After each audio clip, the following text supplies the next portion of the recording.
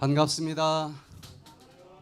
오늘 또 서귀포 교우님들과 함께 이 복된 한 시기를 함께 지내게 되어서 너무나 기쁘고, 또 하나님께서 특별한 은혜가 우리 모두에게 충만히 임할 수 있는 안식일이 되기를 간절히 기도합니다. 요즘 코로나 기간이라 참 만만치 않은 시간들을 우리가 보내고 있습니다. 그런데 지구 6,000년 역사를 뒤돌아봐도 지금 우리를 괴롭히는 이 코로나라고 하는 사건은 결코 작은 사건이 아닐 거예요. 이렇게 전 세계를 다 뒤흔들고 지구 역사를 딱 나눌 수 있는 이 엄청난 사건이 모든 것을 선지자들에게 미리 보이기 전에는 어떤 일도 하시지 않겠다고 한 하나님의 말씀을 비추어 볼 때에 성경에 여기에 대한 언급이 하나도 없이 진행된다라고 하는 것은 이해할 수 없는 일이라고 생각이 됩니다. 그래서 과연 이 코로나 사건에 대해서 성경에서는 뭐라고 말씀을 하시고, 이 마지막 전무후무한 재앙으로부터 살아남는 비결을 어떻게 가르쳐 주셨을까? 특별히 오늘 통계를 보니까요, 코로나19가 전 세계적으로 걸렸던 사람이 몇 명이나 되나 하고 확진자를 찾아보니까 자그마치 1억 8,629만 990명이나 돼요. 확진이 됐다가 죽은 사람도 만만치가 않습니다. 지금까지 전 세계 대전이 여러 번 있었다 할지라도 이렇게 많은 사람이 죽은 사건은 없어요. 자그마치 24,739명이 이미 죽었습니다. 의학이 지구 6,000년 역사상 가장 많이 발달되어 있다라고 하는 우리 모든 인류의 자부심을 아주 무참히 짓밟아 버리는 사건입니다. 바벨탑을 높이 쌓아 놓으면 인간의 의학, 인간의 어떤 과학으로 우리는 살아남을 수 있다. 그런데 그럴듯한 생명체에게 우리가 이렇게 당한다고 하면은 할 말도 있을 텐데, 코로나19 바이러스는 생명체 족보에 끼지도 못하는, 생명체라고 하는 것은 결국은 쪼개보면 동물이든 식물이든 최초의 하나, 세포 정도는 들어있어야 되는 것인데, 이 바이러스는 하나의 세포 성분도 다 갖추지 못한, 그래서 학문적으로는 생명체에 들어가질 못해요. 물질과 생명체 중간 단계에 지나지 않습니다. 누군가에 가서 빌어먹기 전에는 스스로 증식할 수도 없는 그런 정말 생명체 중에서는 제일 못난 미물함태, 만물의 영장인 인간이 속수무책으로 당하고 있는 것입니다. 무너졌도다 무너졌도다 큰 성 바벨론이요, 이 소리가 귓가에 맴돌 수밖에 없는 것을 보게 됩니다. 100명이 걸렸다 그러면은 작은 숫자가 아니에요. 2.16명이 죽는 것입니다. 결코 작은 숫자가 아니에요. 그래서 성경을 기도하면서 살펴보니까 어딘가 좀 비슷하게라도 이런 비슷한 재앙들이 마지막 때 있을 것이고, 그때 어떻게 해야만 살아남을 수 있다라고 하나님께서 분명히 기록을 해 놓으셨을 텐데, 그게 어디에 있을까? 지금은 이제 마지막 중에 마지막 때인 것은 세상 사람들까지도 다 같이 입에서 이야기를 합니다. 그런데 성경에서 여호와의 크고 두려운 날이 이르기 직전의 사건들을 예언해 놓은 책이 있다고 하면 어떤 책일까요? 요엘서입니다. 그런데 기도하면서 자세히 보니 요엘서에 코로나19가 아니고는 설명이 불가능한 예언들이 있었고, 전 세계가 다 죽어갈 수밖에 없는데 거기서 살아남을 수 있는 아주 분명한 방법을 가르쳐 주셨다고 하는 것을 알게 되었는데, 오늘 이 저녁에는 요엘서에 예언된 마지막 시대에 전무후무한 코로나 재앙과 살아남는 비결이라고 하는 제목으로 아주 실질적인 문제를 같이 살펴보면서 우리가 꼭 살아남을 수 있기를 기도합니다. 자, 요엘서 우리가 그저 한 구절 두 구절 이렇게 뽑아서 강의한 적들은 많이 있을 거예요. 코로나19를 생각하지 않고서는 이 요엘서의 모든 내용들이 문자 그대로 해석하기가 어렵습니다. 그러나 저도 예전에는 몇 장 부분적으로 강연을 한 적은 있지만 코로나가 딱 드러나니까 이게 이런 사건을 의미하는 것이구나 하고 이해가 돼서 이 요엘서를 1장부터 3장까지 한 단어도 빼놓지 않고 코로나를 가지고 쭉 강연을 한 것이 유튜브에 올라가 있어요. 이 시간에 그걸 다 강의할 수는 없고 유튜브 백퇴된 TV에 들어가 보면은 한 구절 한 구절 전체를 좀 자세하게 왜 그렇게 해석할 수밖에 없는지 설명을 드렸는데, 그 중에서 이 요엘서에 보면은 여호와의 크고 두려운 날이 이르기 전에 전무후무한 재앙이 있을 것이다 라고 예언이 되어 있습니다. 특별히 메뚜기를 가지고 묘사를 했는데, 예를 들어서 예수님께서 이 땅에 오시기 직전 여호와의 크고 두려운 날이 이르기 전에 지구 역사상 전무후무한 어마어마한 재앙이 이렇게 있을 것이다 라고 하나님께서 예전 선지자에게 보여주셨는데, 그게 만약에 코로나19 바이러스라고 한다고 하면은 지금 현미경을 가지고 봐야 보일까 말까 한 이런 미물인데, 과연 그 구약시대 선지자에게 도대체 뭐라고 묘사를 하면서 하여튼 뭔지는 잘 모르지만은 정말 크고 두려운 날이구나, 전무후무한 재앙이구나, 그렇게 이해를 하고 보면은 그 당시 시대에는 가장 무서운 이 재앙을 메뚜기 재앙이라고밖에 묘사할 수 없었던 시절인데, 자세히 읽어보면은 절대로 메뚜기로 적용할 수가 없는 내용들이에요. 말로는 메뚜기 재앙이라고 했지만은 그들이 하는 일은 절대로 생물학적인 메뚜기가 될 수가 없는 것입니다. 그 어떤 것으로도 설명할 수가 없고, 코로나19를 갖다 대보면은 토시 하나 틀리지 않고 다 맞아요. 자, 그래서 이 요엘서에 나오는 여호와의 크고 두려운 날이 이르기 전에 메뚜기 재앙으로 묘사된 전무후무한 재앙들이 밀려오는데, 그 재앙의 정체가 무엇일지 봅니다. 요엘서 1장 1절부터 이렇게 시작을 해요.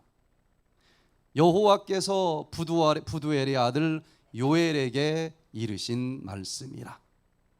늙은 자들아, 너희는 이것을 들을지어다.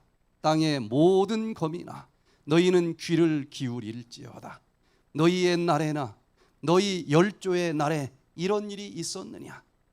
너희는 이 일을 너희 자녀에게 고하고 너희 자녀는 자기 자녀에게 고하고 그 자녀는 후 세대에 고할 것이라.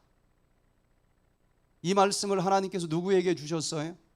요엘 선지자에게 주셨는데, 너 지금까지 살아온 역사를 뒤돌아봐라. 이렇게 어마어마한 재앙이 있었던 적이 있느냐? 그리고 그들에게만 있을 예언이 절대 아니고 이 이야기를 후대에 전부 전하라고 했습니다. 이름은 메뚜기 재앙인데 절대로 생물학적인 메뚜기 재앙으로는 설명할 수 없는 파괴력과 범위를 가지고 있어요. 팥종이가 남긴 것을 메뚜기가 먹고, 메뚜기가 남긴 것을 늑이 먹고, 늑이 남긴 것을 황충이 먹었도다. 무릇 취하는 자들아 너희는 깨어 울지어다. 포도주를 마시는 자들아 너희는 곡할지어다. 이는 단 포도주가 너희 입에서 끊어졌음이니 한 이족이 내 땅에 올라왔음이로다. 그들은 강하고 무수하며 그 이는 사자의 이 같고 그 어금니는 암사자의 어금니 같도다. 뭐 메뚜기 혹시 잡아보셨습니까, 장로님? 메뚜기 이빨 보셨어요? 이게 무슨 뭐 사자의 이빨 됩니까? 말도 안 되는 거예요. 앞뒤가 안 맞아요. 한 구절 한 구절 말도 안 되는 거예요. 그러나 딱 하나, 그 시대에 가장 무서운 재앙은 메뚜기 재앙이라고 하는 것 하나만 같지 구체적인 내용은 도저히 메뚜기가 아닌 거예요. 제가 이 요엘서에 대해서 모든 이교회 저교회 주석도 다 읽어봤고 또 예언의 신도 다 읽어봤고 그냥 메뚜기가 아니라는 데는 누구든지 똑같이 인정을 해요. 그럼 뭐냐? 분명히 여호와의 크고 두려운 날이 이르기 전에 있을 재앙을 가르쳐 줬는데 무슨 사건을 얘기하는 거냐? 어디다도 붙일 수가 없어요. 너무 커. 자, 그 재앙의 내용을 보세요. 메뚜기가 만들 수 있는 재앙이 아닙니다. 요엘서 1장 7절로 12절까지 보니까 우리 같이 한번 그 메뚜기 재앙의 내용을 한번 읽어봅니다. 자, 같이 읽겠습니다. 시작. 그들이 내 포도나무를 멸하며 내 무화과 나무를 긁어 말갛게 벗겨서 버리니 그 모든 가지가 하얗게 되었도다. 너희는 애곡하기를 처녀가 어렸을 때에 약혼한 남편을 인하여 굵은 배로 동이고 애곡함같이 할지어다. 소재와 전제가 여호와의 전에 끊어졌고 여호와께 수종되는 제사장은 슬퍼하도다. 밭이 황무하고 토지가 처량하니 곡식이 지나여 새 포도주가 말랐고 기름이 다하였도다. 농부들아 너희는 부끄러워할지어다. 포도원을 다스리는 자들아 곡할지어다. 이는 밀과 보리의 연고라. 밭의 소산이 다 없어졌으므로 포도나무가 시들었고 무화과 나무가 말랐으며 석류나무와 대추나무와 사과나무와 및 밭의 모든 나무가 다 시들었으니 이러므로 인간의 희락이 말랐도다. 1장만 보면은 메뚜기로 설명이 가능해요. 그런데 2장으로 넘어가면은 내용은 똑같은데 절대로 메뚜기가 아닙니다. 막 이빨은 사자의 이빨과 같고 그래서 내용은 똑같은데 그 시대 요엘 시대에도 이해는 돼야 될 것 아니겠어요? 아, 무서운 재앙이구나. 그래서 메뚜기를 가지고 이 재앙을 설명을 했는데 2장으로 넘어가면 내용은 똑같은데 도저히 메뚜기 차원은 아니라는 것을 알게 되는데, 자, 한번 요엘서 2장을 간단하게 풀어봅니다. 누구 선지자에게 보여준 거예요? 요엘에게. 그리고 자기만 알고 있으라고 한 것이 아니라 후대에 전하라고 한 그런 메시지인데, 요엘이라고 하는 뜻이 무슨 뜻인가 하면은요, 여호와는 하나님이시다라는 뜻입니다. 그리고 이 저자에 대해서는 이름 하나 말고는 아무것도 밝혀진 게 없어요. 이름이 중요하다는 얘기입니다. 자, 그러면은 마지막 시대에 예수님께서 이 땅에 오시기 직전에 세상에 하나님의 마지막 기별을 외치면서 이제는 그분이 오실 때가 되었으니 회개하고 준비하라. 이 선지자는 얼마나 중요한 사명을 가지고 있습니까? 그 선지자가 누구일까? 우리는 엘리야라고 알고 있어요. 특별히 누군가 엘리야의 심령과 능력으로 오게 되어 있는, 즉 엘리야의 기별과 유사한 기별을 전하게 될 사람에 관한 예언이다. 그리스도의 초림 전에 그 일은 침례 요한을 통해 이루어졌고 그리스도의 재림 전에도 유사한 사업이 새 천사의 기별을 세상에 전하는 사람들에 의하여 이루어질 것이다. 그 기별을 마지막 여호와의 크고 두려운 날이 이르기 전에 재앙으로부터 사람들을 살리기 위해서 회개하라 하고 전하는 그 선지자를 우리는 누구로 알고 있어요? 엘리야로 알고 있고, 첫 번째 주님이 오실 때 그 역할을 한 자는 엘리야의 심령을 가지고 나타난 침례 요한이었고, 예수님이 두 번째 오실 때 그 사명을 감당할 자들은 엘리야의 심령을 가진 남은 무리들이라고 우리는 알고 있어요. 그런데 요엘이라고 하는 뜻이 여호와는 하나님이시다라고 하는 뜻이고, 엘리야라고 하는 뜻은 하나님은 여호와이시다, 같은 내용 아닙니까?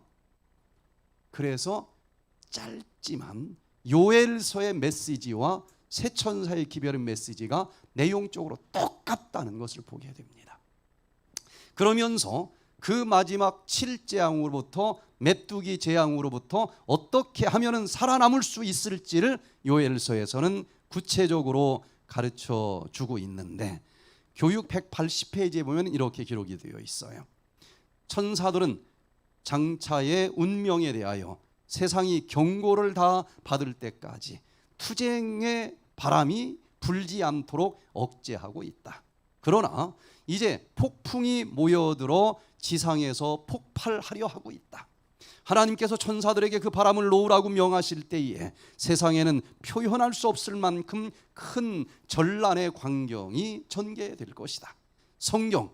성경만이 이런 일에 대해 올바르게 관찰할 수 있게 해준다. 거기에는 세상 역사의 최후에 있을 큰 광경, 즉 이미 그 그늘을 먼저 들이우고 실물이 가까이 오는 소리에 땅을 떨게 하여 사람들의 마음을 두려움으로 사로잡는 사건들이 나타나고 있다. 여러분, 지금 이 코로나가 무엇인지 수많은 전문가들이 매스컴에서 뭐 어쩌고저쩌고 얘기를 해요. 그런데 다 들어보면은 정복할 수 있다는 얘기가 아닙니다. 피할 수가 없다는 얘기할 뿐이에요. 그러면 도대체 어떻게 여기서 이 재앙으로부터 살아남을 수 있을까? 마지막 때 큰 전무후무한 폭풍의 재앙들이 밀려올 것인데 절대로 다 죽지 않습니다. 살아남을 자들이 있다 그랬어요. 그런데 그 해답은 성경만이 이런 일에 대해 올바르게 관찰할 수 있게 해주시고, 이게 어떤 사건인지 어떻게 하면 우리가 살아남을 수 있을지 답을 줄 수 있다라고 약속을 하셨어요. 말씀을 다시 펼치시면서 살아남는 자들이 되기를 바랍니다. 요엘서 1장은 이렇게 시작을 해요. 늙은 자들아, 너희는 이것을 들을지어다. 땅의 모든 거민아, 너희는 귀를 기울일지어다. 너희의 날에나 너희 열조의 날에 이런 일이 있었느냐? 이 재앙은 예전에 없었다는 거예요. 후에도 없었다고 얘기를 합니다. 전무후무한 그런 재앙들인데, 이 재앙의 정체가 무엇인지 요엘 시대에도 자기들이 이해할 수 있는 선에서 메뚜기를 가지고 하여튼 어마어마한 재앙이 밀려오겠구나, 요 정도는 감을 잡았지만은 한 시대가 마무리 지려고 하는 이때에 우리는 이게 무슨 사건인지 알아야 될 것 아니겠습니까? 그 메뚜기는 처음에 팥종이가 나타나요. 갉아먹습니다. 깡그리 다 갉아먹어. 그런데 조금 남는 게 있을까요, 없을까요? 있어요.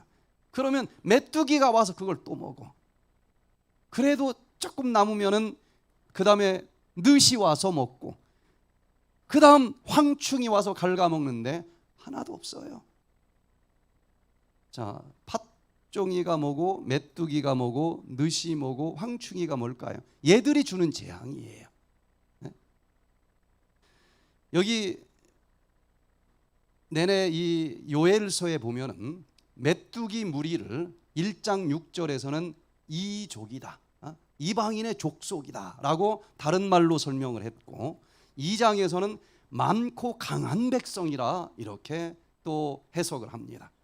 2장 5절에서는 강한 군사라 그러고 이빨은 사자 같다 그랬고 그 모양은 말 같다고 그랬고 달리는 것은 기병 같다 그랬는데 이 구절을 많은 주석가들은 요엘서의 메뚜기는 생물학적인 메뚜기로 볼 수 없고 이족으로 변신한 하나님의 마지막 남은 백성들을 씨를 말리려고 핍박하면서 밀려오는 그 어떤 세력으로 보는 것이 타당하다. 수많은 주석가들이 그렇게 해석을 합니다. 그러나 메뚜기 재앙과 어느 정도 일치되면서도 영적으로는 더 큰 범위의 일을 하는 것인데 특별히 여기 팥종이 이 재앙을 지금 펼쳐지고 있는 코로나 재앙으로 보면은 대충도 맞고 구체적으로 쪼개도 맞고 그래요. 자, 여기 팥종이, 메뚜기, 늑, 황충 이름이 전혀 다른 것처럼 보이지만 다 뭡니까? 메뚜기예요. 메뚜기의 이름들이에요. 처음에 팥종이는 아삭아삭아삭 깨무는 메뚜기입니다. 어떤 사람들은 이 메뚜기가 이렇게 좀 변종되는 과정, 같은 메뚜기인데 변종된 다른 메뚜기들의 이름이라는 거예요. 조금 틀려. 물어뜯는 모양들이. 그러나 메뚜기의 변종들인 거예요.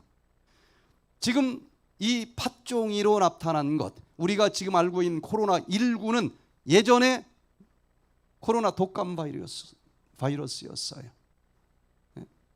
또 그것이 먹고서도 살아남은 사람들은 메뚜기가 또 잡아먹겠다 그랬는데 그 코로나 독감 바이러스가 사스 바이러스입니다. 변종이 된 것이. 그 다음에 그 메뚜기가 조금 다른 변종으로 나타난 것이 느시였는데 사스 바이러스가 조금 변종을 했더니 메르스 바이러스가 됐어요. 그리고 또 다른 변종으로 변한 것이 황충인데 그 메르스 바이러스가 조금 유전자 순서 바꿨더니 코로나19 바이러스가 된 거예요. 이런 식으로 이게 웬만한 사람의 기술로는 잡을 수가 없는 그런 재앙이라고 하는 것을 묘사를 해주고 있어요. 자, 이 말세에 하나님의 백성들을 괴롭히는 전무후무한 이 메뚜기 재앙으로 나타난 코로나가 우리에게 주고 있는 재앙의 내용이 과연 일치될까? 어떤 내용일까? 다시 한번 봅니다. 그 마지막 재앙의 내용은 첫 번째 9절에 보니까 소재와 전제가 여호와의 전에서 끊어졌다. 소재, 전제 이게 다 뭡니까?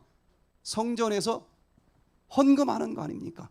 예배가 끊어지겠다는 거예요, 이 재앙으로.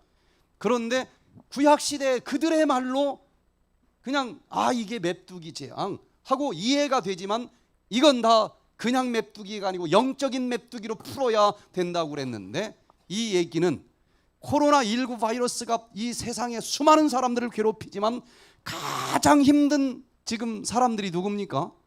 기독교인들 아닙니까? 왜 수많은 종교인들이 있는데 기독교인들만 그렇게 이상한 사람으로 전 세계가 지목을 하는지 이상하지 않습니까? 일단 예배가 멈춰요. 예배가 멈추고 그 다음에 이 헌금이 끊어져서 교회가 지금 궁핍합니다. 또 곡식이 지나여 포도주가 말랐고 기름이 다하였다. 먹을 곡식이 없어서 다 굶어 죽는 거예요.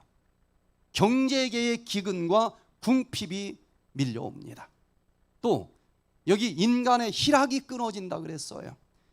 인생의 기근, 정말 삭막해집니다. 이 마음들이. 우울증이 전 세계를 뒤엎어요. 기쁨이 없어. 살맛이 안 나. 또 요엘서 2장 1절에 보면은 이 땅의 거민으로 다 떨게 할지니 만민이 송구하며. 어느 한 나라에게만 있을 사건이 아닙니다. 모든 세계가 다 이 범주 안에 들어가는 것을 보는데 전 세계적인 재앙이라는 것입니다.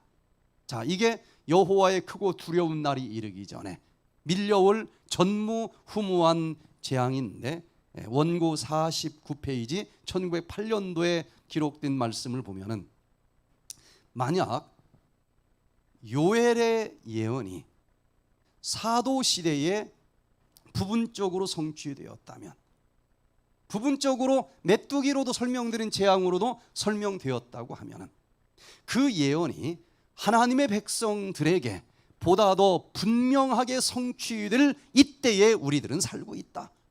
엘렌 화이트가 이렇게 힌트를 주고 있어요. 그분은 하나님의 백성들에게 그의 성령을 그렇게 주실 것이기 때문에 그들은 도덕적 흑암 중에 빛이 될 것이며 큰 빛이 세상의 구석구석까지 반사되어 나갈 것이다. 우리의 믿음이 크게 자라서 주께서 그의 백성들과 함께 힘있게 일하실 수 있게 된다면 얼마나 좋을까.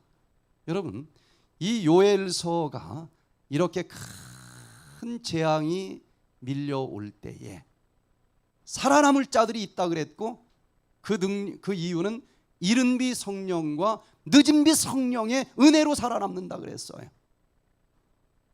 베드로 시대에 부분적으로 이른 비 성령이 임하는 사건과 함께 이루어졌는데, 마지막 예수님께서 재림하시기 직전에 부어주시겠다고 하는 그 늦은 비 성령, 이것으로 이 요엘서는 완벽하게 해석되겠다 그랬는데, 그러면 이 늦은 비 성령이 내릴 만한 때에 전 세계적인 재앙이 메뚜기 재앙처럼 있겠다 그랬는데, 이 코로나19 재앙 말고 어떤 것으로 이것을 한 구절 한 구절 다 설명할 수 있겠느냐는 것입니다.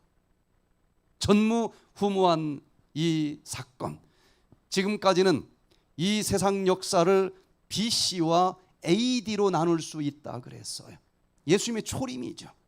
예수님의 초림으로 이 세상 역사가 나누어진 것을 모든 역사가 인정을 합니다. BC, Before Christ, 그 예수님이 이 땅에 처음 오시기 전, 아노 도미네, 또 주후, 이렇게 나눠 왔는데, 이제는 예수님께서 두 번째 오시기 직전에 전무후무한 사건이 밀려와서 이 세상 사람들이 이제는 뭐라고 얘기합니까?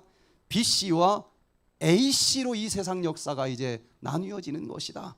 코로나 전과 코로나 이후의 역사로 나누어질 정도로 이건 전무후무한 세계적인 재앙이라는 것을 성경 푸는 사람이 그렇게 푸는 게 아니고 이 세상 모든 사람들이 그렇게 풀 정도의 사건이라는 거예요.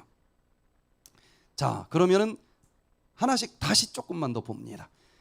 예배의 기근과 궁핍을 진짜 코로나19가 갖고 왔느냐? 경제의 기근, 인생의 기근, 과연 전 세계적인 재앙이냐?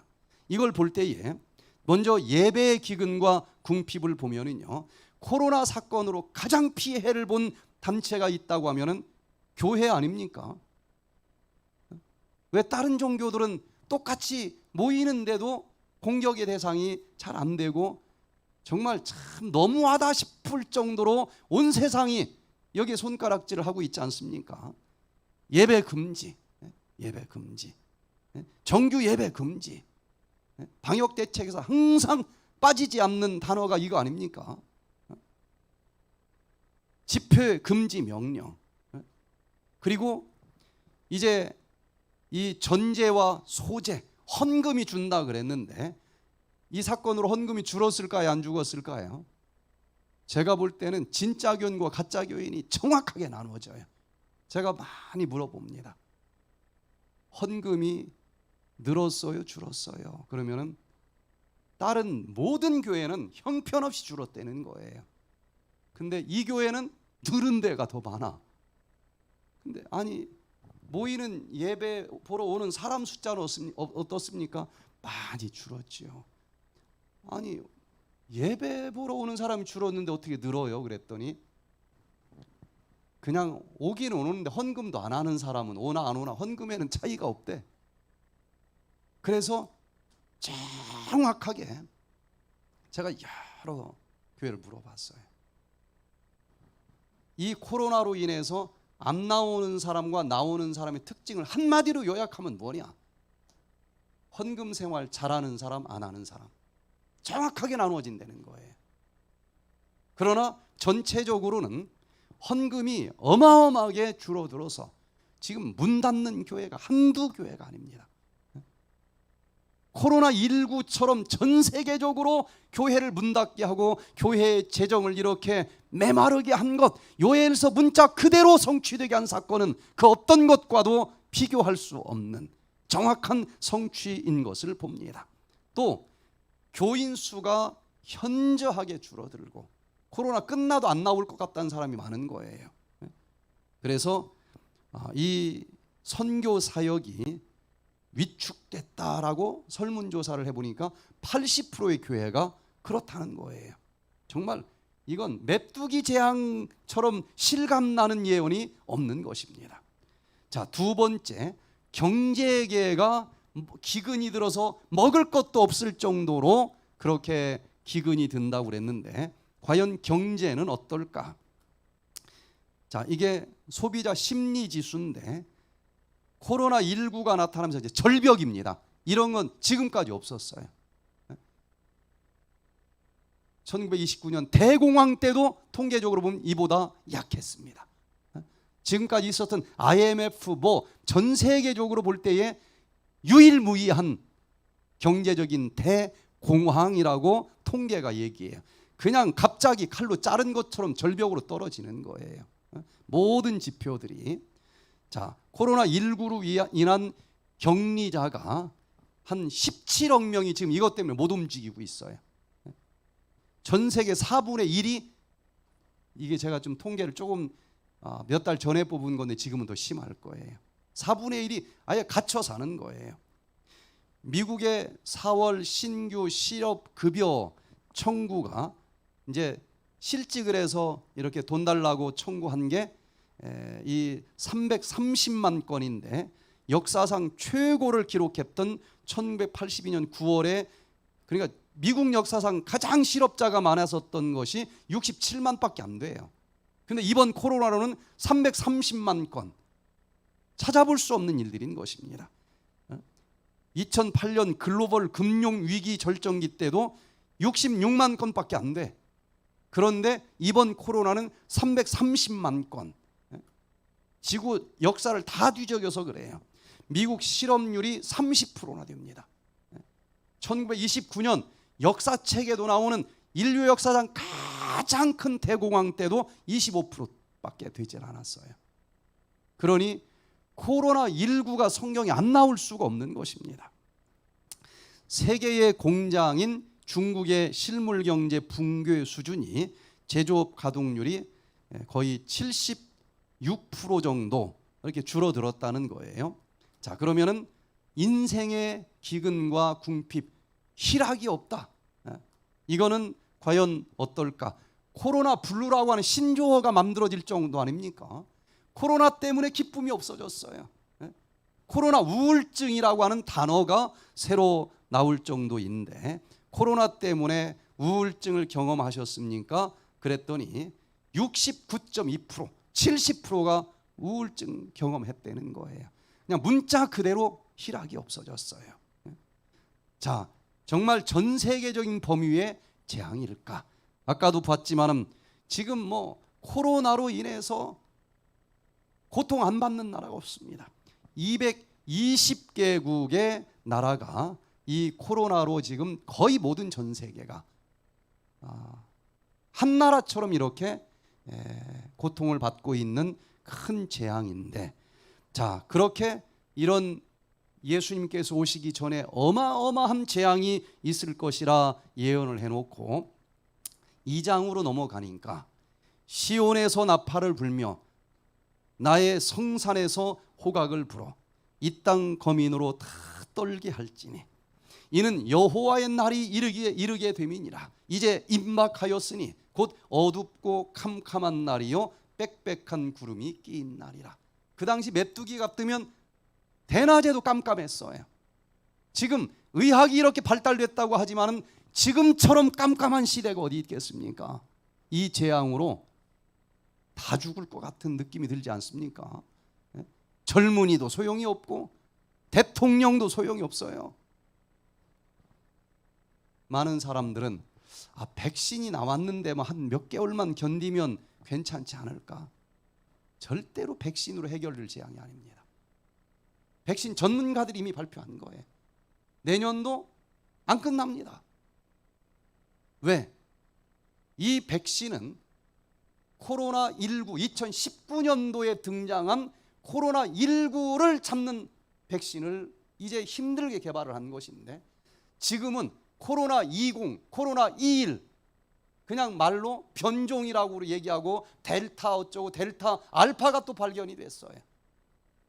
그 코로나 바이러스의 유전자 서열을 조금만 바꾸면은 조금 전에 얘가 메르스였다니까요. 조금 전에 얘가 사스였다니까요.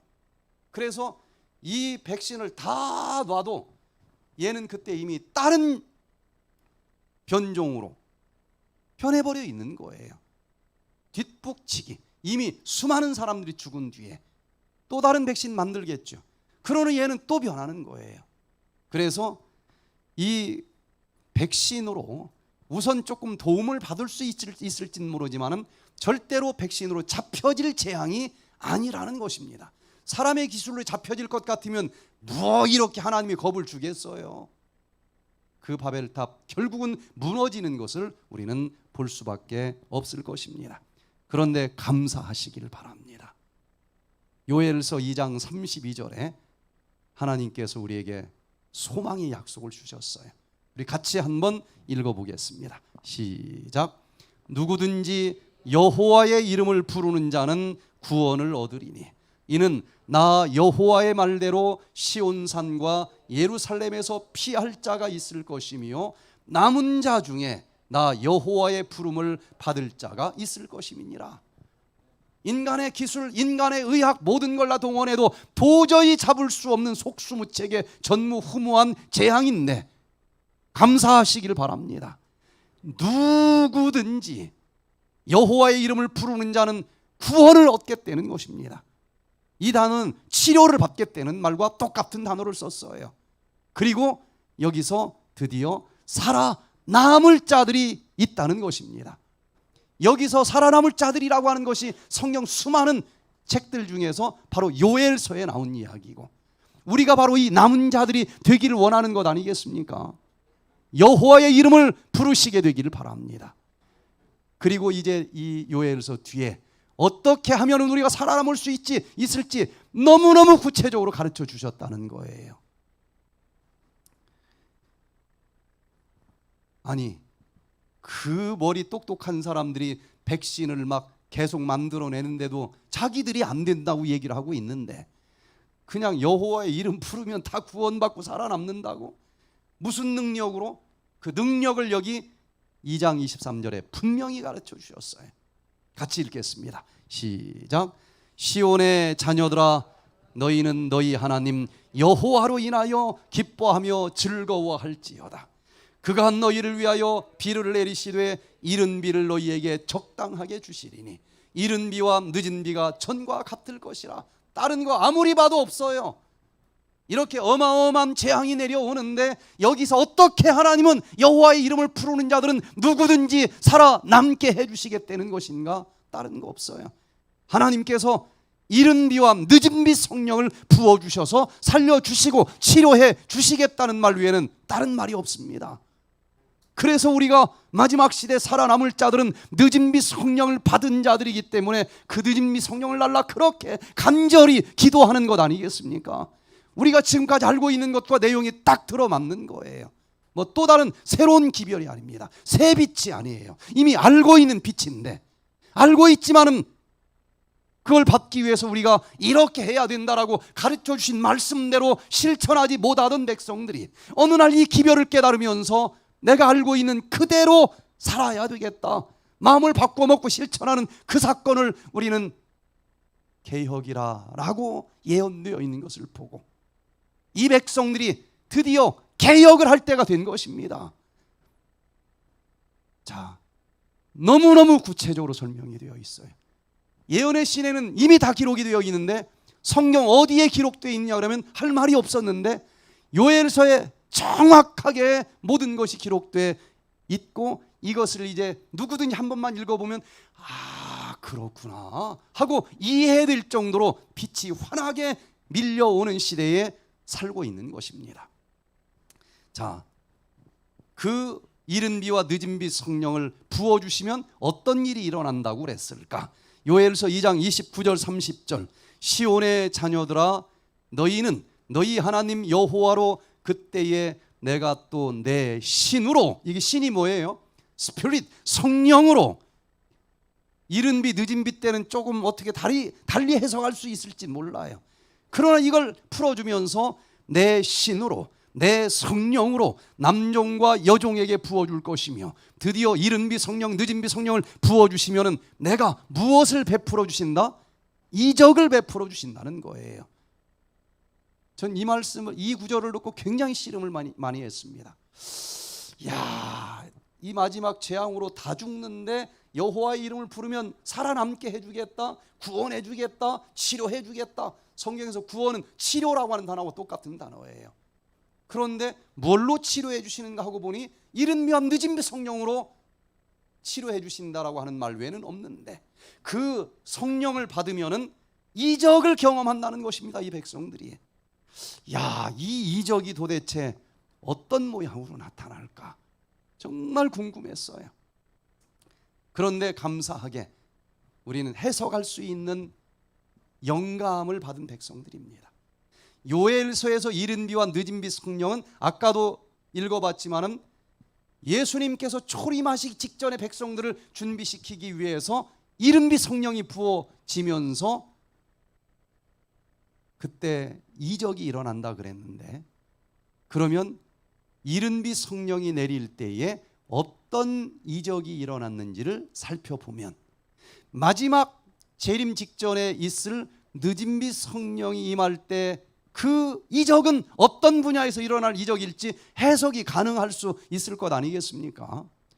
자, 사도행전 2장 14절에 보니까 베드로가 11사도와 같이 서서 소리를 높여 가로되 유대인들과 예루살렘에 사는 모든 사람들아 이 일을 너희로 알게 할 것이니 내 말에 귀를 기울이라. 때가 제 삼신이 너희 생각과 같이 이 사람들이 취한 것이 아니라 이는 곧 선지자 요엘로 말씀하신 것이니.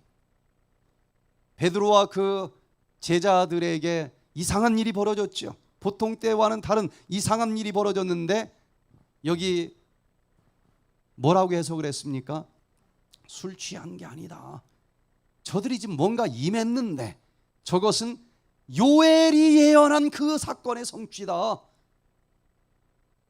그런데 분명히 그 성령은 이른 비 성령과 늦은 비 성령이 있다고 했으니까 그 사건은 초림을 예수님이 오셨을 때 부어주신 그 이른 비 성령의 사건인데 이거는 요엘서의 성취라 그랬어요. 그 이른 비가 내린 것처럼 마지막 때 늦은 비가 내린다는 것인데 과연 늦은 비 내릴 때 어떤 이적이 일어날까? 요 베드로 시대에 이른 비가 내리고 어떤 분야에서 기적이 일어났는지를 보면은 해석이 가능하지 않겠습니까? 그래서 보니까 아무리 살펴봐도 이 이적 외에는 없어요. 사도행전 3장 6절로 8절에 베드로가 가로되 은과 금은 내게 없거니와 내게 입는 것으로 네게 주노니 곧 나사렛 예수 그리스도의 이름으로 걸으라 하고 오른손을 잡아 일으키니 발과 발목이 곧 힘을 얻고 뛰어 서서 걸으며 그들과 함께 성전으로 들어가면서 걷기도 하고 뛰기도 하며 하나님을 찬미하니 앉은 맹이가 성전 앞에 누워 있는 것입니다. 그것을 보면서 이 베드로가 내게 은과 금은 없지만 예수 그리스도의 이름으로 명하노니 일어나 걸으라 하는 말과 함께 앉은 매기가 벌떡 일어나는 치료의 기적이 이른 비 성령이 임했을 때 일어난 것입니다. 그렇다고 하면 마지막 시대 늦은 비 성령이 부어질 것인데 그때 우리에게도 이적이 일어난다는 것입니다. 바로 치료의 이적이 일어난다는 거예요. 여기까지 제가 해석을 한 다음에 야, 이게 나 혼자 이렇게 해석을 하는 건 아닌가? 이 엄청난 사건인데 내가 혹시 나만 억지로 막 꽤 맞춰서 해석을 하는 것은 아닌가 하는 두려움이 밀려왔어요. 그래서 예언의 신을 찾아봤습니다. 대쟁투 611페이지에 보니까 복음 사업의 시초에 이른 비가 내림으로 성취된 예언들은 그 사업의 종말에 늦은 비가 내림으로 다시 성취될 것이다. 이때 이적들이 일어나고 병자들이 고침을 받게 될 것이며 표적과 기사들이 믿는 사람들에게 따를 것이다. 아, 내가 이상하게 해석한 게 아니었구나. 이른 비가 내릴 때도 병자들이 치료되는 기적이 일어났고 그것처럼 마지막 때 늦은 비 성령이 임할 텐데 그때 이적이 있다. 병자들이 고침을 받는 치료의 이적이 있겠다. 저는 이 말씀을 깨달으면서 치유 사역을 시작을 했습니다.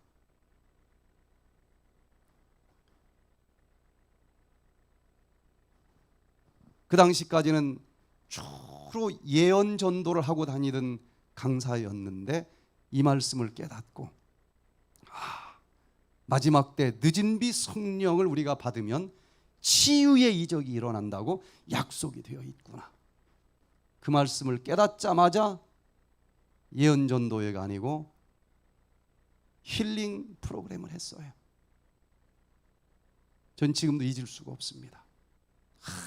아무것도 모를 때였는데 날짜를 잘못 계산했어요. 6월 말에 늦은 비 성령을 달라고 100일 기도를 하다가 이 말씀을 깨닫고서는 그럼 100일 기도 끝나는 날 하자. 6월 말이었습니다. 그런데 이른 장마가 시작되었어요. 환자들이 다 들어오니까 오후 3시부터 비가 오기 시작을 하는데 10일 동안 한 번도 안 멈춘 것 같아요. 막 장대비가 쏟아져서 운동을 해야 되는데 문 밖에 나갈 수가 없어요. 그리고 들것에 실려 온 사람, 휠체어 타고 온 사람, 너무 중환자들이 많이 와서 오라고는 했는데 겁이 나가지고 제가 첫 시간에 마이크 잡고 여러분 질병 치료하라고 오라고 했는데 전 치료 방법을 모릅니다. 그 얘기를 안 하면 제가 못 살 것 같아. 두려워서. 그러나 우리가 늦은 비 성령을 달라고 전교인이 100일 동안 기도를 했는데 그 기도 끝에 늦은 비 성령이 부어지면은 치료의 이적이 일어난다라고 하는 말씀을 깨닫고 이 집회를 시작을 했습니다. 여러분, 향기로운 향수를 딱 파리 한 마리 썩은 그릇에 부어버리면 무슨 냄새가 날까요? 향기로운 향기가 아니고 썩은 내가 날 텐데 그 향기가 고급 향수일수록 더 그 썩은 내는 멀리 갈 것 아니겠습니까? 그런데 향기 중에 최고의 향기는 그리스도의 향기요 성령의 향기인데 그 늦은 비 성령, 가장 강력한 성령의 향기를 하나님은 우리에게 부어주시기를 원하십니다. 그런데 아직도 내 몸과 마음 속에 더러운 죄와 독소가 들어있다고 하면 부어주면 저주가 될 것 아니겠습니까? 부어주고 싶어도 부어줄 수가 없는 하나님의 심정을 깨달으시게 되기를 바랍니다. 그 성령 임할 만큼 우리 몸과 마음을 정결하게 씻어버리기만 하면 틀림없이 이번 주에도 그 성령 임할 거라고 저는 믿습니다. 우리 지나간 뒤안길 뒤돌아보면서 일평생 내가 살아오면서 지었던 죄 눈물로 십자가 앞에 다 쏟아냅시다. 마지막 죄가 다 씻어지는 그 순간 거룩한 그 성령 임할 것이고 그 결과 치료의 이적이 일어날 것이라고 하는 말을 저는 믿습니다. 근데 비가 너무 많이 오니까 교회 문 밖으로 나가지도 못해요. 10일 동안. 여기보다 강당이 작습니다. 하루 종일 앉아있을 때는 여기 강당밖에 없어요. 그때만 해도 저도 건강 강의도 모르니까 그냥 찬양하고 기도하고 말씀 읽고 기도하고 찬양하고 하루 종일 그랬어요. 저 유리창에서 주룩주룩 비가 쏟아지는 것밖에 보이는 게 없어요. 근데 하루 이틀 지나니까 모든 사람의 눈에서 저 창문에 줄줄 흐르는 그 빗줄기처럼 눈물이 쏟아지는데, 무신론자도 있고 불교인도 있고, 그런데 전 지금까지도 그런 집회를 못 해봤어요. 한 사람도 예외 없이 모든 사람이 눈물바다가 되어서 시비를 보냈습니다. 놀라운 기적이 일어나는 걸 봤어요. 13년 동안 왼쪽으로 풍을 맞고 또 오른쪽으로 풍을 맞고 또 왼쪽으로 풍을 맞고 3번씩이나 풍을 맞아서 10년이 넘도록 일어나 걷지 못하던 사람이 들것에 실려왔는데, 이분이 회개의 눈물을 흘리면서 우울증이 사라지고 얼굴이 환해지고 5일 만에 2층 계단을 혼자 걸어서 올라오는 놀라운 기적을 저는 봤어요. 당뇨 합병증으로 다리가 썩어 들어가서 이 병원 저 병원 다 다녀도 치료가 안 되니까 다음 주 수술합시다. 수술 날짜 받아놓고 휠체어 타고 가다가 프랑카드 보고서는 들어왔는데 딱 3일 만에 이 휠체어 던져버리고 2층 계단 뛰어 올라오는 모습을 볼 수가 있었어요. 120명이 참석을 했는데 마지막 날 한 명도 치료가 안 된 사람이 없는 거예요. 나는 이 병, 나는 저 병인데 치료됐습니다. 이 간증을 9시부터 오후 3시, 4시까지 점심도 굶어가면서 우리는 그 소리를 들었습니다. 여러분, 여호와의 이름을 부르시기를 바랍니다. 이 소식을 테이프 하나가 돌고 돌아서 광릉내 수목원 옆에 있는 영락교회 기도원 원장님이 듣게 됐고 저한테 전화가 왔습니다. 내가 이 테이프를 들었는데 여기 치료된 사람들 이게 진짜냐? 아픈 사람들이 뭐 거짓말 하겠습니까? 나 이것 좀 내가 직접 보고 싶은데 내가 공짜로 기도원 다 빌려줄 거니까 사람들 모집해가지고 와서 여기서 좀 한번 해볼 수 없겠느냐? 100여 명 모집을 해서 갔어요. 이 기도원 원장님이 끝나는 날 지팡이를 7개를 주셨어요. 자기 침대 머리맡에 딱 걸어놨는데 중풍으로 걷지 못한 사람들이 다 지팡이 던지고 걸어다니는 모습을 본 거예요. 마지막 날 나 이런 하나님 믿어야 되겠습니다. 나 침례 좀 주십시오. 연합회장님 오시라고 그래서 침례를 줬습니다. 영락교회 기도원이 하루아침에 안식일교회 기도원이 된 거예요. 그러면서 이분이 이것을 기증한다. 그래서 한국연합회 최초의 요양원이 탄생을 하게 된 것입니다. 여러분, 지금이 어느 때인지 시대를 분별할 수 있기를 간절히 바랍니다. 분명히 돌아가는 이 환난들을 볼 때에 마지막이 된 것인데, 여기서 우리를 살아남게 하기 위해서는 늦은 빛 성령을 부어주신다 약속을 하셨고, 그 늦은 빛 성령을 우리가 받기 위해서는 어떻게 해야 되는지가 중요한 것 아니겠어요? 분명히 요엘서에 그 말도 있을 것 같은데 아무리 읽어도 잘 안 보이더라고요. 그때 예언의 신을 딱 펼쳤더니 힌트가 보였어요. 가룟 뽑은 기별 1권 190페이지에 보니까 오늘날 그대들은 그릇을 순결하게 하여 하늘의 이슬을 받을 준비와 늦은 비의 소나기를 맞을 준비를 해야 할 것이다. 늦은 비는 분명히 내릴 것이며 하나님의 축복은 모든 더러움에서 정결함을 입은 영혼들에게 가득히 채워질 것이다. 그 성령을 하나님은 하루라도 먼저 부어주시기를 원하시는데 아직 내 몸과 마음 속에 더러움이 가득 차 있으면 부어줄 수가 없는 것이구나.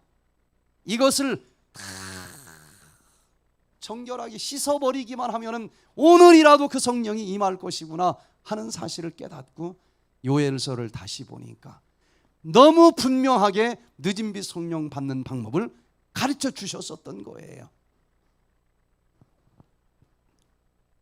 교회 증언 5권 214페이지에 보니까 우리의 품성에 있는 결함들을 고치고 심령에 전해서 모든 불결을 정결하게 하는 일이 우리에게 맡겨질 것이다.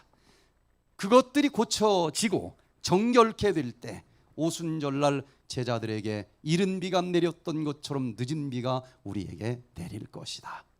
아직도 품성의 결함이 있어요. 아직도 알고는 있지만 그대로 실천하지 못하는 게 있습니다. 아직도 알고 있지만 여기 버리지 못한 라헬의 드라밈과 같은 죄가 있는 것입니다. 언젠가는 버려야지 진실된 마음을 갖고 있지만 아직도 있는 게 있지 않습니까?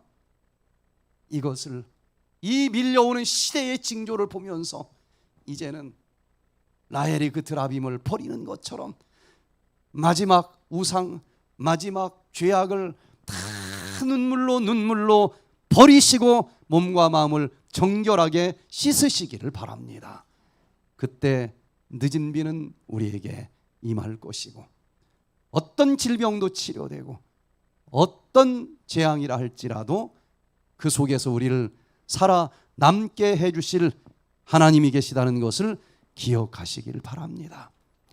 그러고서 요엘서를 다시 보니까 이렇게 분명히 늦은 비 성령 받고 살아남는 비결을 가르쳐 주셨는데 이게 왜 안 보였을까 하는 생각이 들어요. 요엘서 2장 12절로 13절에서 과연 살아남는 비결, 늦은 비 성령을 어떻게 받고 살아남을 수 있을지 같이 한번 읽어보도록 하겠습니다. 시작. 여호와의 말씀에 너희는 이제라도 금식하며 울며 애통하고 마음을 다하여 내게로 돌아오라 하셨나니 너희는 옷을 찢지 말고 마음을 찢고 너희 하나님 여호와께로 돌아올지어다. 하나님께서 우리를 만드시고 에덴 동산에서 영원히 사랑하면서 살기를 원하셨지만 우리가 하나님을 믿지 못했기 때문에 에덴에서 쫓겨나지 않았습니까?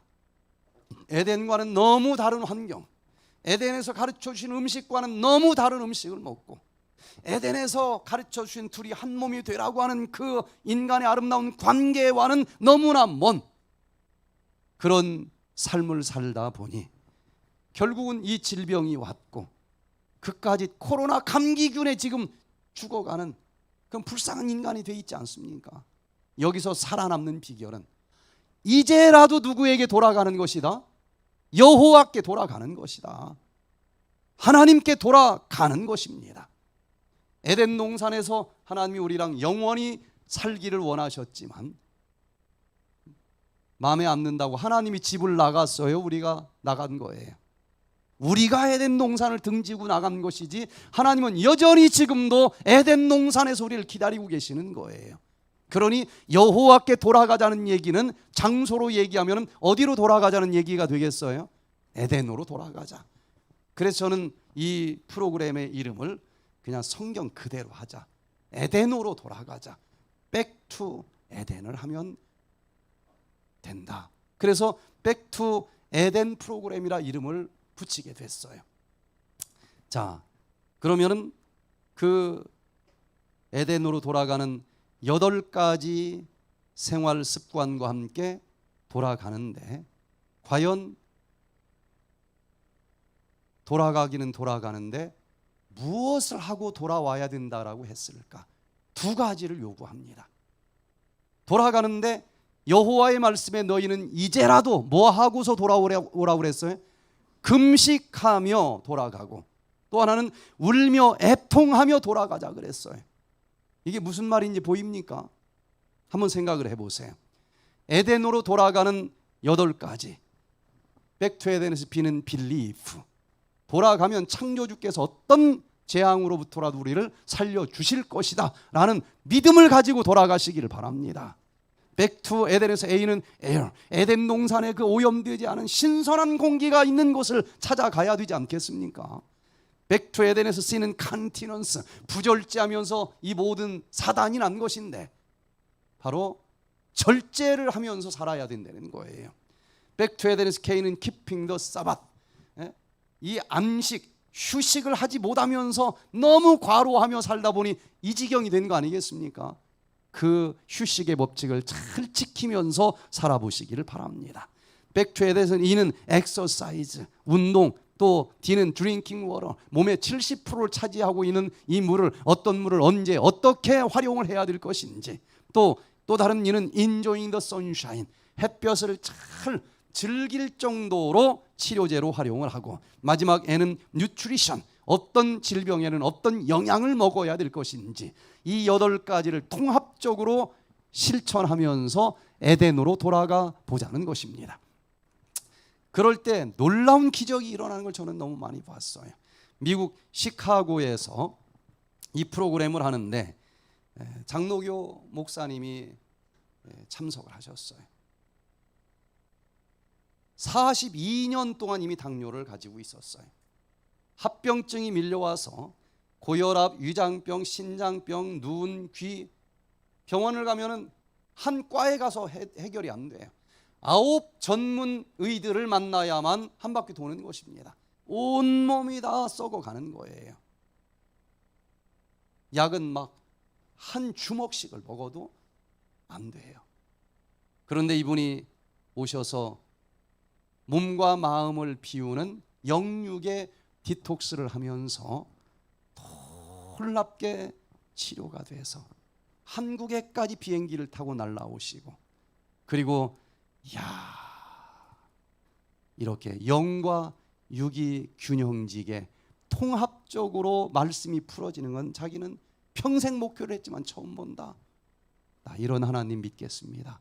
침례 좀 주십시오.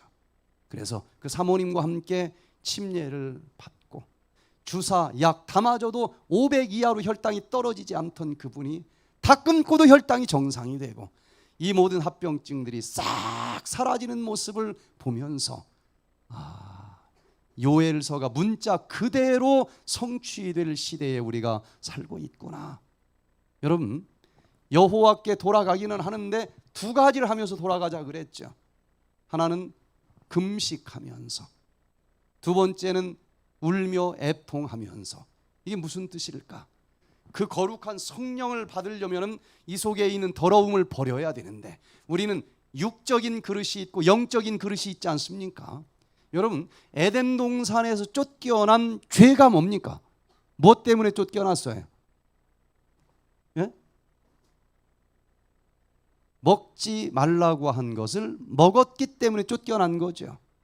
근데 조금 더 구체적으로 보면은 하나님께서 요거 먹지 말아라. 먹으면 어떻게 된다? 죽는다. 근데 사단은 뭐라고 그랬어요? 절대로 죽지 않는다. 근데 그걸 따먹었다는 얘기는 하나님의 말씀을 믿지 않았다는 것입니다.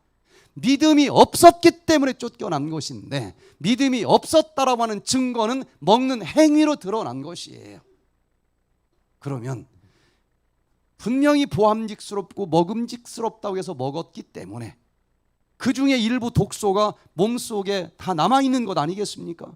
그게 관상동맥 혈관에 남아있어가지고 협심증이 오고 심근경색증이 오는 것이고, 여기 흑색질에 붙어 있어서 파킨슨이 오는 것이고.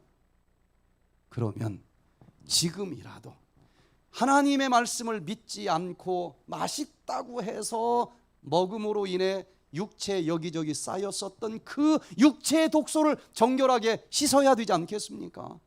그 방법을 가르쳐 주셨어요. 금식하라는 것입니다. 또 하나는 애통하면서, 죄라고 하는 영적인 독소가 들어있는 것은 십자가를 바라보면서 애통의 눈물을 흘리면서 씻어보라는 거예요. 자, 이것을 왜 금식을 하면서 육체적인 독소를 씻으라고 했을까 하고 의학적으로 살펴보니까요, 우리 몸에서 사용될 수 있는 전체적인 에너지는 일정합니다. 자, 그런데 우리가 제일 먼저 그 에너지를 쓸 때 우선순위가 붙어 있다는 거예요. 제일 먼저 두뇌에서 에너지를 써야 나머지가 움직이든지 말든지 하겠죠. 여기서 신호가 가면은 일단은 이제 운동계가 움직일 수 있고, 그리고 또 밥을 먹으면은 소화시킬 수 있는 소화계가 움직입니다. 순서 바뀐 거 아닐까요? 밥을 먹으면 소화시키는 게 먼저일까요? 운동하는 게 먼저일까요? 전문적으로 연구한 바는 한번 생각을 해보세요. 밥을 잔뜩 먹었습니다. 그럼 이제 소화시키는 운동, 이 소화시키는 에너지가 필요해야 되겠죠. 그런데 그때 뒤에서 호랑이가 달려옵니다. 그러면 장단지에서는 일단은 지금 급하니까 이 운동계로 먼저 에너지를 써서 도망가는 게 우선이다. 그리고 안전할 때 네가 좀 소화 좀 시키고 양보해라. 그런데 소화기계가 아이 무슨 소리야, 소화를 시켜야 네가 에너지 쓰지, 이거 다 소화시킨 다음에 도망가자. 그럼 어떻게 됐을까요? 호랑이한테 다 먹혀 죽었을 거 아니겠습니까? 우리 몸은 위급할 때는 분명히 운동계가 먼저입니다. 그 순간 소화기계는 딱 멈춰서요. 얘가 순위가 뒤져 있어요. 그런데 이 모든 것이 움직일 때는 독소가 나옵니다. 그럼 이 독소를 해독도 해줘야 건강하게 살 거 아니겠어요? 해독계는 얘들이 다 쓰고 남으면 사용하도록 되어 있다는 거예요. 자, 그런데 현대인들은 왜 질병이 찾아올까? 두뇌계가 너무 많은 에너지를 써요. 스트레스를 너무 많이 받고 신경 쓸 게 너무 많은 것입니다. 또 잔뜩 먹고 운동은 죽으라고 또 안 해요. 밥은 얼마나 많이 먹는지 소화기계가 사용한 에너지가 너무 커. 전체적인 에너지는 딱 정해졌는데 해독계가 사용할 에너지가 없는 겁니다. 그래서 막 독소가 나이가 먹을수록 자꾸 쌓여서 여러 가지 질병이 찾아오고 있는 거예요. 그러면 어떻게 해야 치료가 될까? 백투에 대해서는 간단합니다. 치료의 원리가. 먼저 두뇌계가 너무나 많은 에너지를 쓰니까 수고하고 무거운 짐진 자들아 다 내게로 오라. 내가 너희를 쉬게 하리라. 이분을 소개해 주는 거예요. 여러 가지 근심, 걱정, 스트레스, 미움, 두려움 다 맡겨버리면은 머리가 가벼워져요. 두뇌계가 쓰는 에너지가 현저하게 줄어듭니다. 그리고 며칠 동안 밥을 안 먹어보는 거예요. 무조건 안 먹는 게 아니라 소화는 전혀 시킬 필요가 없도록 다 나노 단위로 쪼개진 이 발효된 식품들을 먹으면서 며칠을 지내요. 그러면은 난생 처음 소화기계가 에너지를 쓰지 않고 많이 소화 에너지가 절약이 돼요. 그랬더니 드디어 남는 에너지가 해독계를 가동시키면서 여기저기 붙어있던 독소들을 다 뜯어가지고 버려주는 것입니다. 놀랍게 칼을 대지 않았지만 수술하는 것처럼 이런저런 질병들이 치료되는 것을 보게 돼요. 그런데 이것이 2016년도에 아주 구체적으로 의학적인 용어로 증명을 일본에 있는 요시노리 교수가 증명을 해주면서 노벨 생리의학상을 받아요. 예전에는 그냥 저처럼 이렇게 관념적으로만 설명을 했는데 이걸 분자 생물학적인 차원까지 유전자 수준까지 우리 몸에 진짜 이런 일들이 일어난다라고 하는 것을 증명을 해서 노벨 생리의학상을 받은 거예요. 내 몸속에 오토파지라고 하는 자동 청소기가 들어있다는 것입니다.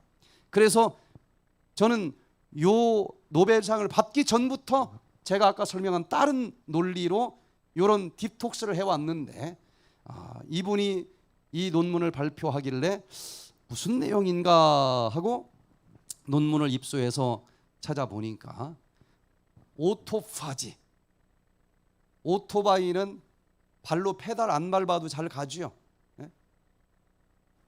자동이란 얘기예요. 자동, 오토.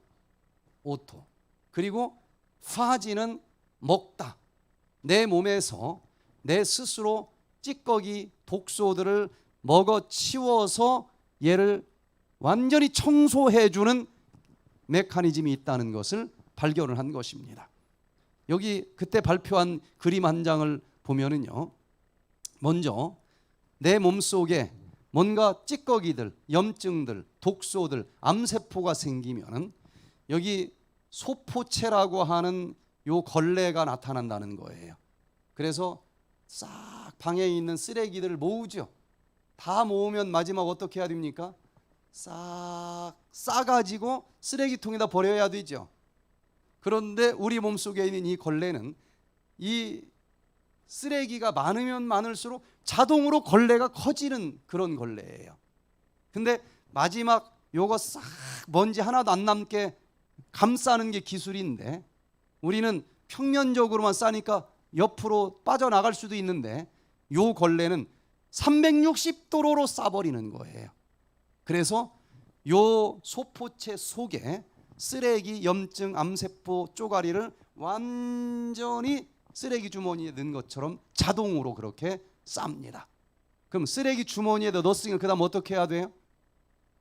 버려야 되는데 어디다 버리겠어요? 리소솜이 찾아와서 딥키스를 하고 요 소포체를 구멍을 내요. 그리고 후 하고 효소를 불어 넣어주면 이게 완전 분해가 돼요. 분해시켜 놓고 보니 칼슘이 들어있네? 요건 써먹어요.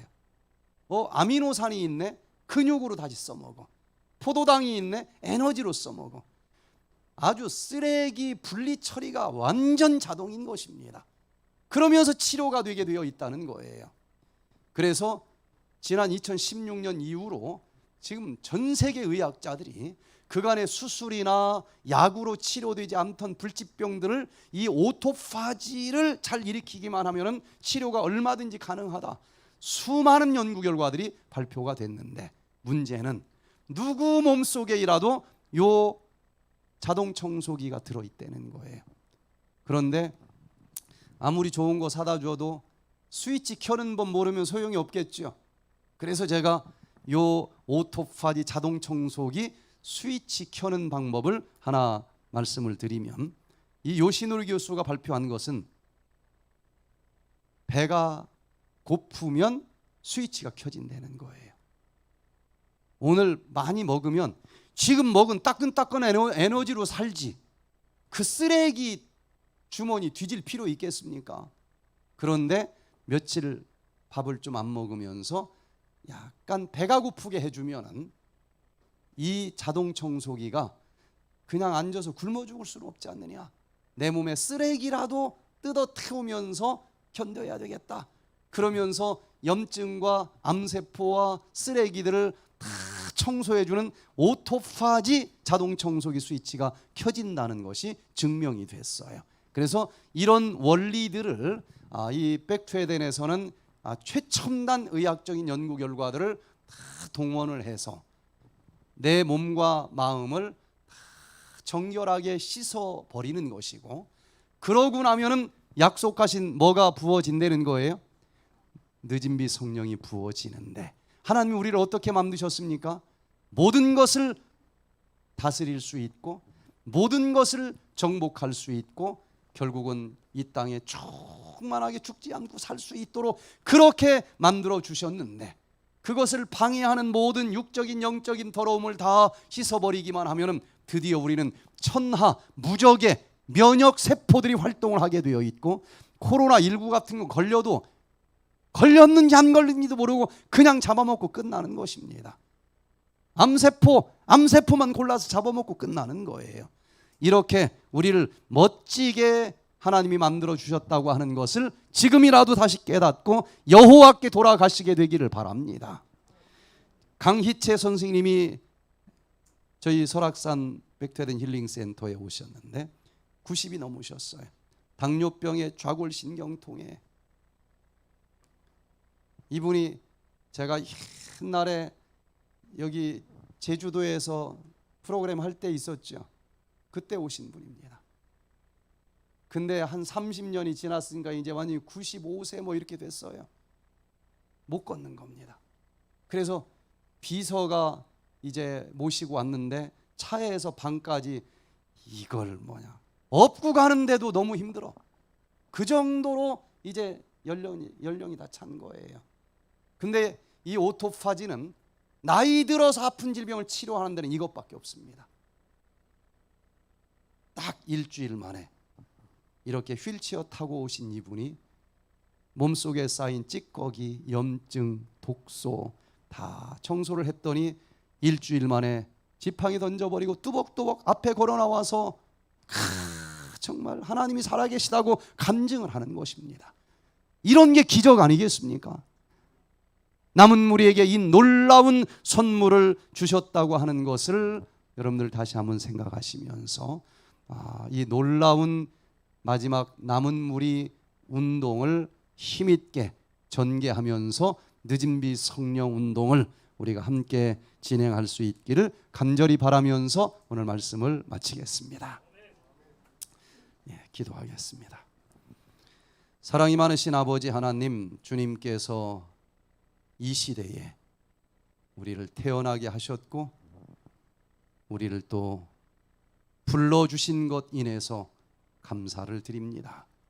이제는 알고 있지만 실천하지 못해서 찝찝한 마음을 가지고 살아오던 나날들을 뒤돌아보게 해주시고 주님께서 주신 빛대로 깨달은 대로 알고 있는 대로 실천할 것을 결심하게 해주시고 우리가 이제는 개혁하게 해주셔서 우리의 식단이 바뀌게 해주시고 우리의 마음가짐이 바뀌게 해주셔서 몸과 마음 정결하게 준비되게 해주시며 약속하신 그 성령 부어 주시옵소서.